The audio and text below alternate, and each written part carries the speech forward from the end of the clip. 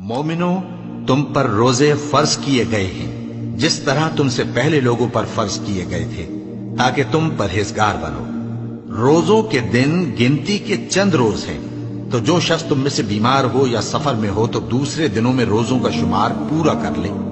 اور جو لوگ روزہ رکھنے کی طاقت رکھیں لیکن رکھیں نہیں، وہ روزے کے بدلے محتاج کو کھانا کھلا دیں۔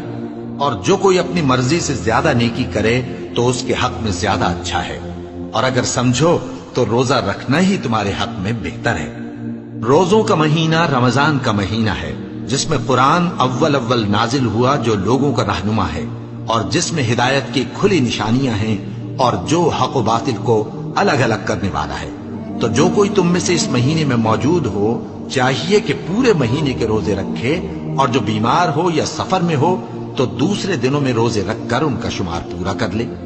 اللہ تمہارے حق میں آسانی چاہتا ہے اور سختی نہیں چاہتا، اور یہ آسانی کا حکم اس لیے دیا گیا ہے کہ تم روزوں کا شمار پورا کر لو، اور اس احسان کے بدلے کہ اللہ نے تم کو ہدایت بخشی ہے، تم اس کو بزرگی سے یاد کرو اور اس کا شکر کرو۔ اور اے پیغمبر، جب تم سے میرے بندے میرے بارے میں دریافت کریں تو انہیں معلوم ہو کہ میں تو تمہارے پاس ہی ہوں۔ جب کوئی پکارنے والا مجھے پکارتا ہے تو میں اس کی دعا قبول کرتا ہوں۔ تو ان کو چاہیے کہ میرے حکموں کو مانیں اور مجھ پر ایمان رکھیں تاکہ نیک رستہ پائیں۔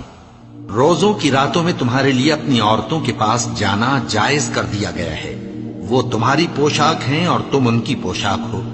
اللہ کو معلوم ہے کہ تم ان کے پاس جانے سے اپنے حق میں خیانت کرتے تھے، سو اس نے تم پر مہربانی کی اور تمہاری حرکات سے درگزر فرمائی، تو اب تم کو اختیار ہے کہ ان سے مباشرت کرو۔ اور اللہ نے جو چیز تمہارے لیے لکھ رکھی ہے یعنی اولاد، اس کو اللہ سے طلب کرو اور کھاؤ اور پیو، یہاں تک کہ صبح کی سفید دھاری رات کی سیاہ دھاری سے الگ نظر آنے لگے۔ پھر روزہ رکھ کر رات تک پورا کرو، اور جب تم مسجدوں میں اعتکاف بیٹھتے ہو تو ان سے مباشرت نہ کرو، یہ اللہ کی حدیں ہیں، ان کے پاس نہ جانا۔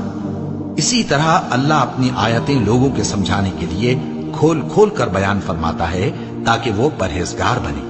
اور آپس میں ایک دوسرے کا مال ناحق نہ کھاؤ، اور نہ اس کو رشوتاً حاکموں کے پاس پہنچاؤ تاکہ لوگوں کے مال کا کچھ حصہ ناجائز طور پر کھا جاؤ، اور اسے تم جانتے بھی ہو۔ اے پیغمبر، لوگ تم سے نئے چاند کے بارے میں دریافت کرتے ہیں کہ گھٹتا بڑھتا کیوں ہے۔